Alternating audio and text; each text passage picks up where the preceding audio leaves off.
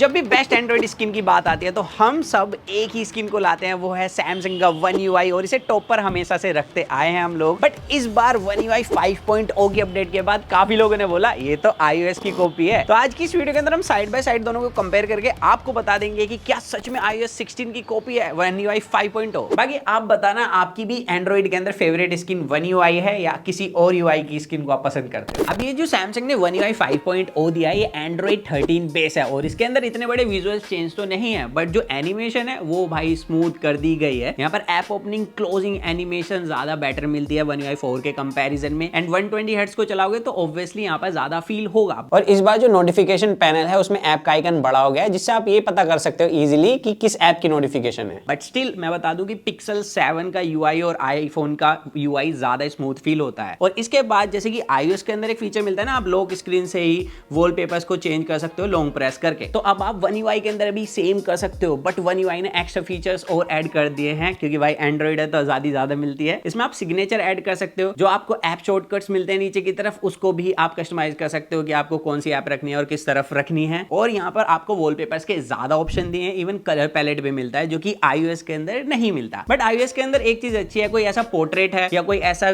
Scenery view है जो कि वॉलपेपर पर अच्छा लग सकता है तो AI डिटेक्ट करके ऑटोमेटिकली आपको वॉलपेपर सेक्शन के अंदर उन्हें सजेस्ट कर देता है। और नेक्स्ट फीचर iOS के अंदर मिलता था, जब आप कोई फोटो क्लिक करते थे और उसमें कोई टेक्स्ट होता था तो आप उसे कॉपी करके किसी को सेंड कर सकते थे इजीली। अब भाई One UI के अंदर भी सेम फीचर ऐड कर दिया है, इससे भी नेक्स्ट लेवल पे कर दिया है। बल्कि मैं कहूंगा कीबोर्ड के अंदर एक एक्सट्रैक्ट टेक्स्ट नाम का ऑप्शन है, आप किसी भी टेक्स्ट के पास जाइए, फोटो लगी हुई है और ये कैमरा ऑन करके उस टेक्स्ट को कॉपी कर देगा और फिर आप उसे किसी को भी सेंड कर सकते हो। बाकी इस बार सैमसंग ने मोड एंड रूटीन नाम का एक ऑप्शन ऐड किया है जो कि iOS के अंदर फोकस नाम से मिलता है। बेसिकली अगर आप चाहते हो कि आपको काम करते हो कोई डिस्टर्ब ना करे कॉल या मैसेज, इससे तो आपको उसकी नोटिफिकेशन नहीं मिलेंगी। आपको इसमें काफी सारे मोड मिल जाते हैं जिसको आप सेलेक्ट कर सकते हो। और पहले क्या था ना कि iOS के पास विजिट का ऑप्शन नहीं था, लेकिन जब इसने ऐड करा तो इसके अंदर आप मल्टीपल विजिट्स को एक विजिट के अंदर ऐड कर सकते हैं, कि स्टैक बना सकते हो विजिट का बेसिकली। तो अब सेम आप One UI 5.0 के अंदर कर सकते हो। इवन भाई जैसे कि iOS के अंदर है ना, अगर आप एप्पल वॉच यूज कर रहे हो, ईयरबड्स यूज कर रहे हो, तो आपको बैटरी स्टेटस मिलता है कुछ इस तरीके से, जैसे ऊपर की तरफ आ रहा है। तो सेम सैमसंग ने भी दिखाया कि ये नेक्स्ट अपडेट के बाद खुद भी ऐड करने वाले हैं चीज, आपको सैमसंग वॉच, ईयरबड्स, हर किसी का बैटरी स्टेटस ऐसे ही मिलने वाला है। तो यही कुछ फीचर थे जो कि One UI के iOS से मिलते जुलते हैं। इसके अलावा भी काफी सारे ऐसे फीचर है जो कि एंड्रॉइड 13 के One UI के अंदर ऐड किए गए हैं। जैसे कि सैमसंग ने सेटिंग्स के अंदर मेंटेनेंस मोड डाल दिया है। ये फीचर मेरे को काफी यूजफुल लगा। जब भी हम अपने फोन को रिपेयरिंग के लिए देने जाते हैं, एक झंझट होता है फोन से डेटा हटाने का, ताकि हमारे डेटा वो भाई रिपेयर करने वाला मस्त यूज ना कर रहा हो, देख ना रहा हो। तो मेंटेनेंस मोड को आप इनेबल करके दे दो, वो आपके डेटा को ना ही देख पाएगा ना ही यूज कर पाएगा। और सैमसंग ने डिवाइस केयर के अंदर ना ऑटो ऑप्टिमाइजेशन का फीचर ऐड कर दिया है। जब भी हम अपने फोन को ज्यादा चलाते हैं तो जंक फाइल भर जाती है, जंक फाइल की वजह से फोन हो जाता है स्लो, तो इस फीचर की वजह से ऑटोमेटिकली डिलीट हो जाएंगी। और ये फीचर ना काफी हद तक iOS से इंस्पायर है। आपने देखा होगा अगर आप एप्पल यूजर हो तो कुछ टाइम के बाद ना एप्पल रीस्टार्ट हो जाता है ऑटोमेटिकली, तो वो भी जंक फाइल को डिलीट कर रहा होता है। तो वहां पर आप इसको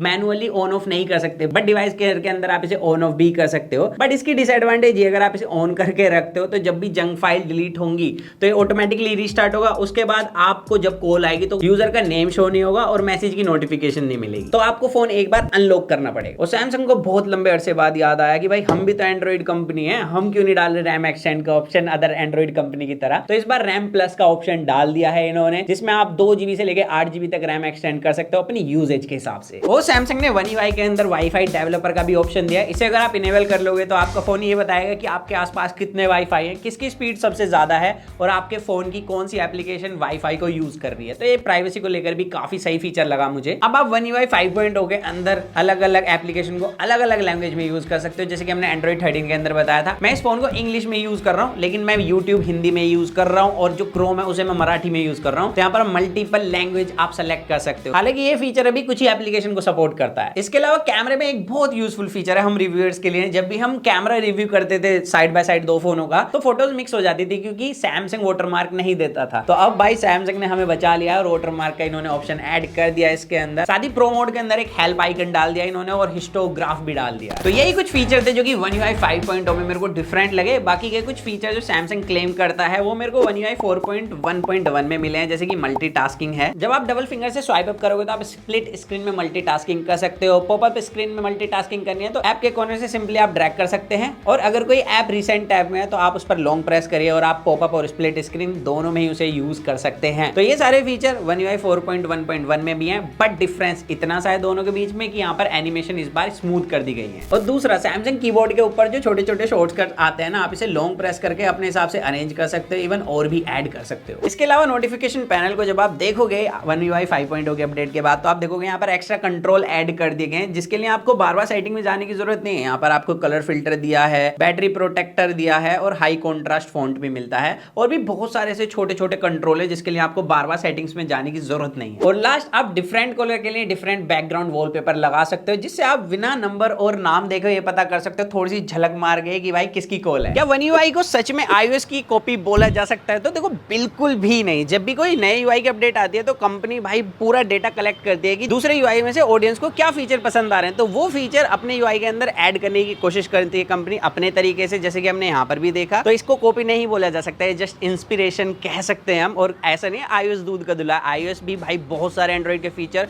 इंस्पायर हो गए अपने फोन के अंदर डालता है। और अभी मैं एक सबसे बड़ा इंस्पिरेशन का एग्जांपल ले लेता हूं, इसके अंदर डायनेमिक आइलैंड Xiaomi ने अपने सिविक के अंदर दे भी दिया है। तो ये एक इंस्पिरेशन है, लेकिन कंपनी अपनी तरीके से उसे इंटीग्रेट कर दिया फोन के अंदर। बाकी आप बताना इस वीडियो के अंदर अगर हमने One UI 5.0 का कोई फीचर मिस कर दिया तो आप कमेंट सेक्शन में बता सकते हैं, और वीडियो अच्छी लगे तो लाइक जरूर कर देना। बस यही था आज की इस वीडियो के अंदर, तो मिलते हैं जल्दी कूल और एक्साइटिंग वीडियो में। तो जब तक के लिए जो वन मैं guys, to watch your heart feel, stay tuned with the HFBN box guys.